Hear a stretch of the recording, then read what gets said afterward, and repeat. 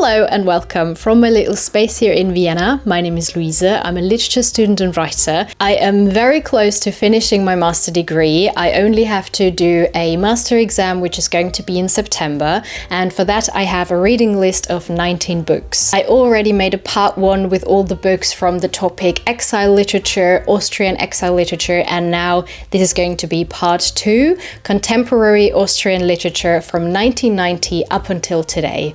Grab yourself some cozy warm beverage, or maybe not too warm because it's summer and it's boiling outside, but grab yourself a cozy drink and enjoy a little book talk with me. As I mentioned in my previous video, I was able to choose all of the books myself and put the list together as I wanted. There were a few criterias, and I especially made sure that I find a lot of books that I can also listen to as audiobooks, because that would make the whole process a lot easier for me. And the first part of the reading list with the exile literature was a little bit harder to put together. And the second one with contemporary literature was easier because there were more books that I had already read, but that doesn't mean that I remember a lot from the books because some of them I've read a long time ago, so I have to reread them anyway. But let's start off with the first book that is a little bit of a controversial writer, but a very important writer of Austrian literature who also won the Nobel Prize.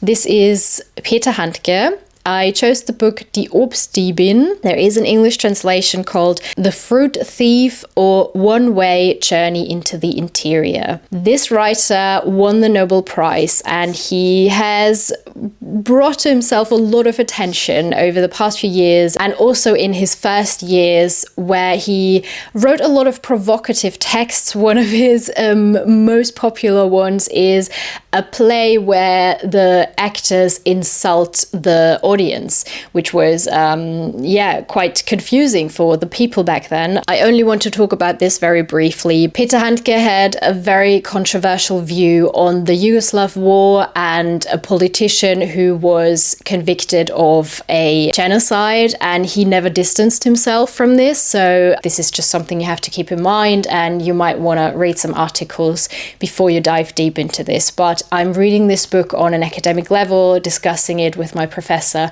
and so it is on my reading list. At this point, we can obviously open the discussion if you can separate the author from the work. I don't think there is an answer to that. I don't think there is a yes or a no to that, but I'm very open for this discussion if you have any thoughts on this, and you might want to write some comment and tell me what you think about this topic. I mean, there are many other situations where this applies as well. For example, J.K. Rowling and Harry Potter at the moment. So yeah. The book is from 2017, and it's been a while since I read it, so I definitely have to reread it. And I'm gonna read you the blurb real quick. It's in German. You will get the English translation. Die Reise führt aus der Niemandsbucht, Umwegen folgend, sie suchend in das Landesinnere, wo die Obstdiebin, einfache Fahrt, keine Rückfahrt bleiben wird oder auch nicht. Am 30. November, dem letzten Tag der Niederschrift des Epos, resümiert Peter Handke die ungeheuerlichen und bisher nie bekannten Gefahren auf ihrem Weg dorthin. Was sie doch in den 3 Tagen ihrer Fahrt ins Landesinnere alles erlebt hatte. Seltsam. Oder auch nicht? Nein, seltsam. Bleibend seltsam. Ewig seltsam.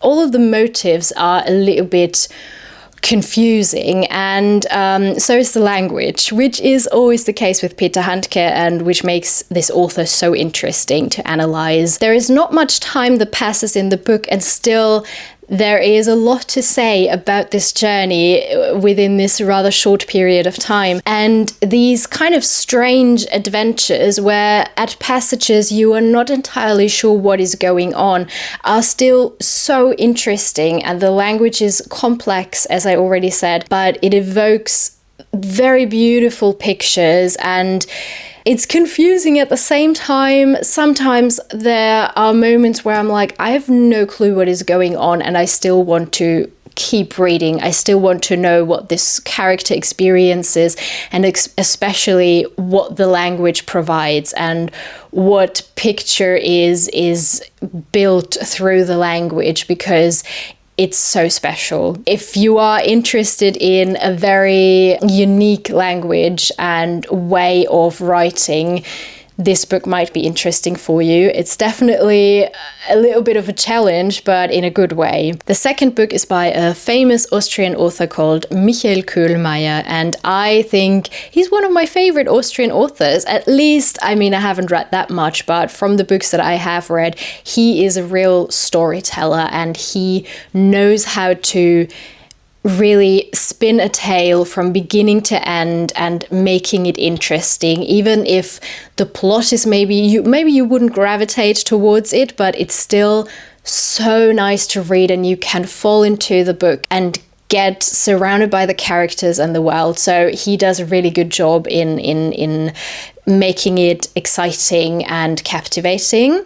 And there are 2 books on the list by Köhlmeier. The first one is Das Mädchen mit dem Fingerhut, and there is unfortunately no English translation. Also, the second book, Das Philosophenschiff, is not yet translated, but there are many other books by him that are translated into English. I think one of them is Two Gentlemen on the Beach, just as an example, and you can check out whatever you find in English if you are not able to read in German. The first book that I mentioned, Das Mädchen mit dem Fingerhut, is an exceptionally beautiful story. It is about an immigrant child who is lost in a big city. She does not speak the language and she has no money, no guidance. She finds friendship in other boys who are also immigrants and who are all kind of connected through this very cruel experience that they have through so much fear and grief and loss. Running from the authorities, they are trying to find their way. And the special thing about this book is that it is told from the eyes of the child, which makes it so special. And there are many adults in the story, but they are all, like, they are not the enemy, at least not all of them, but they are also definitely not the allies, and they are kind of, most of them, very controversial figures. It is extremely moving and also sad. It's thought-provoking, and because it is from the child's perspective, it makes it even more vulnerable. I also read it with kind of this critical voice in the back of the whole situation with immigrants and how they are treated. Highly recommend this book, as well as the next one by Köhlmeier, Das Philosophenschiff. As I said, there is also no English translation. It tells the story of Russian intellectuals in the 1920s who were forced to leave the country, and it focuses on one character. It's a fictional character, and the author is having this interview situation with her. She is turning 100, or she's already 100 years old, and tells from her past and when she was a child and they had to leave the country, she and her family, they were brought onto a ship, and then she tells the author everything that she experienced, and he's supposed to write a biography about her life. The story conveys a lot of unknown and many different layers and back and forth between the now and the past and different characters, which is very well made. The only thing that can be tricky with this book is that if you're not completely familiar with the historical background, sometimes it might be a little bit complex, but I always found my way back into the story because it was very gripping to follow what this character has been through. And yet again, Köhlmeier knows how to tell a story with different layers and jumping back into the past and then again to the present. The next book is by an author that I also really enjoy. It is Valerie Fritsch, and the book is called Zitronen. Yet another book without an English translation, and I think that there is no book that has been translated yet, because there are many other books that I really enjoyed by this author. But if you are able to read in German, you might want to give it a go because it's very special. This book explores violence in all its different shapes and forms, and also how love or alleged love is converted into violence. So the book tells the story of a mother who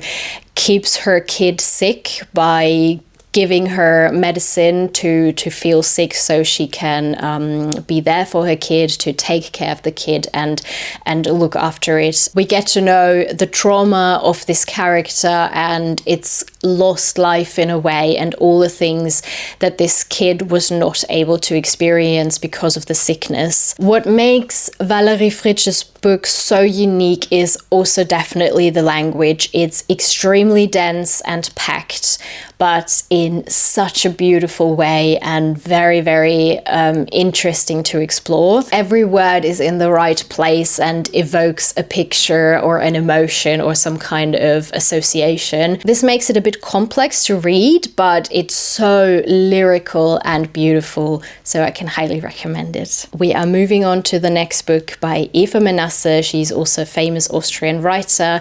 This book is a short story collection called Tiere für Fortgeschrittene, and as far as I know, there is an English translation called Animals, 8 Studies for Experts. And the short stories are all based on some kind of strange animal fact or story, and then we get to know different characters. It explores the human being with this kind of researcher eyes, the scientific eyes, which makes it really cool to read. To be honest, it's been so long that I read this that I don't remember anything. So I also have to reread this book, but I do remember that I loved it a lot and that the language was great. It really soaked you into the story and you wanted to keep going. It's also lovely because it's short stories. So yeah, I think this is going to be absolutely great to reread. We have not yet had a book that I don't like, and the next one isn't an exception because this is by an author that I really adore. Her name is Milena Michiko Flasar, and the book is called Oben, Erde, unten, Himmel. And there is, or isn't there? No, there is no English translation, but other books by her have been translated. For example, I Called Him Necktie or Mr. Kato Plays Family. And please take your time to read one of her books, because this is kind of what happens if Austrian and Japanese perspectives and styles, literary styles, are combined, because the author has Austrian and Japanese roots, and it's a very beautiful way of storytelling that she creates. Her characters are all beautifully crafted, multi-layered, and you always have that feeling that you want to look beyond and you want to know more about them. And the stories feel soft yet brutal in the topics, and also very honest and emotional, which is very beautiful. You do have a little bit of that distance that you sometimes have in Japanese literature, that the way of the characters interact are sometimes a little bit different from what we might be used to culturally here in Austria, which also makes it very interesting to read. And this story specifically is about a young woman who is seeking a job, and then she ends up at a cleaning company, but they don't just clean random buildings. They clean apartments where people died and they weren't found for a very long time because there was no one looking after them. And this is apparently a problem in Japan, where people live so isolated that there is no family or no other context, like friends, that there is no one there to realize that they passed. This book touches on loneliness and caretaking, on relationships and friendships, which is portrayed through, on the one hand, the dead characters, and on the other hand, the living characters that you have in this story. This is a special read, and there has not been a book by Milena Michiko Flasar that I haven't enjoyed. Next up is this book by Arno Geiger, Der alte König in seinem Exil. There is an English translation called The Old King in His Exile, and I am not yet finished with this book, so I have started, but I'm not done yet. It is an autobiographical story of the writer's father who was sick with Alzheimer's, and yeah, he tells the story of what this relationship is like and what he is experiencing, and of their lives, present and past. So as you can gather, it is a very heavy topic. It's very sad and moving, but as far as I've read, it's very beautiful. And everyone who has read it told me that it is a fantastical read, even though it touches on such a sad and hard topic. I'm looking forward to continuing this book, and once I'm done, I can give you another summary of how I liked it. Another amazing author in this list is Monika Helfer, who sadly passed away in the previous week. It was a very tragic incident, and she was Köhlmeier's wife, who I already mentioned. And I was in the middle of reading the book when I saw the news, so this is very sad.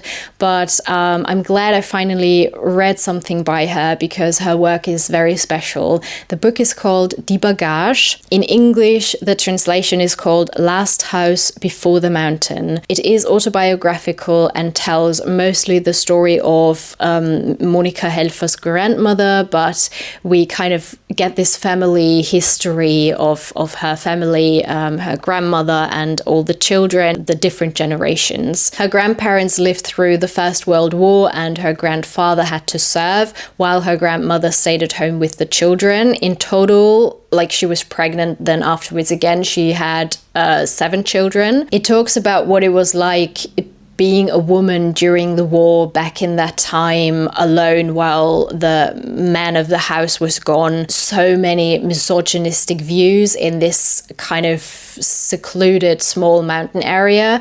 It's tough to read. It sometimes makes you really angry and feel like it's so disgusting that this is how women were treated, because it is also based on true experience and story. The writing style is simple, but it flows and it's beautiful to read. There were a few passages where I locked out a little bit, where it got a bit dull, but I found my way back in pretty quickly. So I loved reading this book as well. Okay, we are moving on to a book where I don't only have positive feelings about it. I'm talking about the book Die Wut, die bleibt by Mareike Fallwickl. There is no English translation, or I couldn't find one, not by any of her books as far as I know. The plot of this book is about an overworked mother who commits suicide while the family sits at dinner, and she steps out onto the balcony and jumps. And then we follow her daughter and her best friend, who are left behind and who go through the grief and trying to understand why she did what she did. It talks about the role of the woman in a family, the role of the woman as a whole, about care work, and it's feminist, it's bold, and there are many very positive reviews on the internet. But I was struggling with this book a lot. I hope I can put it into words well enough. I think this thought experiment of a woman saying no in the most radical way in this setting is very worth going through and very interesting, and I was intrigued when I first heard it, but I felt like it was very, in German you say plakativ, so it's really on the nose. There was not enough nuance for me personally. I bet there are people who say, what do you need nuance for? It's kind of the reality of women out there, and it just lets out the rage and gives it a voice. I do understand that. But for me personally, it was too one-sided, and I was almost annoyed by the characters and their views, and felt like it's interesting, like the bottom line is interesting, and I'm not saying that it's not a relevant critique and that we shouldn't talk about this. Absolutely not, don't get me wrong. But the way it was told and the way it kept repeating the same thing over and over again was at a point that was too much for me. I felt like I'm not really interested in continuing reading, but maybe you have to read it yourself and just make up your own opinion, how you feel about it, because the topic itself is interesting, and I'm always there for a feminist story, but in this case, unfortunately, it wasn't for me. I still have to discuss it at my exam, and stay kind of objective about it because, yeah, that's also important. But here on this channel, I felt like I can share my opinion.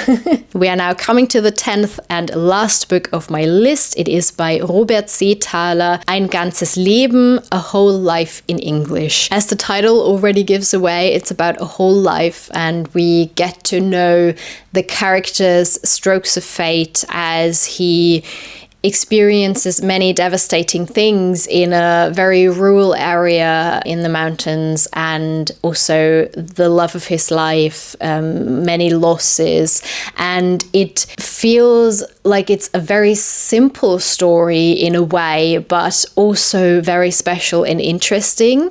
I must say I'm a little bit neutral about this book because I did like it, but it wasn't as memorable for me personally. But I feel like I would love to read another book by this author because I did like the writing style. Maybe it was also because I listened to the audiobook, and sometimes that's a reason why stories don't stick with me that well. Maybe that's the reason, but I definitely liked how it's not like this super over dramatic story, like this epic tale of a life from beginning to end, but it feels very simple and mundane, but you still get to know the gravity of it all and how the emotions and like all the cruel things that you go through during life when you experience different things. There was one blurb where he says, eine einfache und tief bewegende Geschichte, and I think that sums it up quite well. So it's a simple but deeply moving story. Those were all the books that I have to read for my exam. In total, it's 19 books. You can also watch part 1 if you are interested in the first half of my list. And I would love to hear if you know any of these authors that I have mentioned, if you are interested in Austrian literature and what you are currently reading. I would love to read your comments. I keep repeating that because I really mean it. I'm so thankful for this little community, for you being here. And if you feel like it, you can engage with the channel, which helps it a lot, leaving a like, a comment, or follow the channel. And if you have a spare coin, you can also support me over on my coffee account, where you can buy me a coffee, or in my case better, some tea. And now it is time to finish my tea, and I will see you in my next video. Thank you so much for watching. Goodbye. Called Der alte König in seinem Exil. Lived through